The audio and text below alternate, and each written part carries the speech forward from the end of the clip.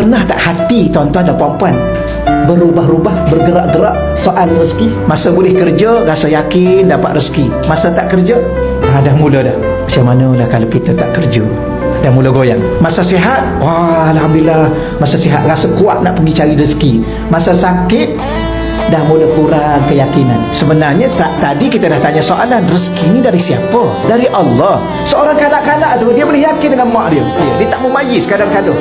Tapi dalam keadaan dia tak berfikir dengan matang tu pun dia boleh yakin dengan mak dia. Kita yang dah matang ni tak boleh yakin dengan Tuhan. Tapi kenapa masih bergerak-gerak dalam hati kita? Ya ke? Boleh ke? Dapat ke?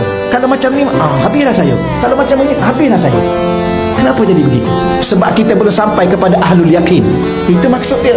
Kita masih ahlul zahir. Lepas tu kita terhegeh-hegeh dalam ibadah kita. Hanya berinteraksi dengan zahir. Apa zahir? Diri kita. Apa batinnya, hakikatnya? Hati kita dengan Tuhan. Bagaimana kita berinteraksi dengan Tuhan pencipta kita. Ni dia panggil, kalau kita tauhid ni kemuncak dia dah. Tauhid sufi.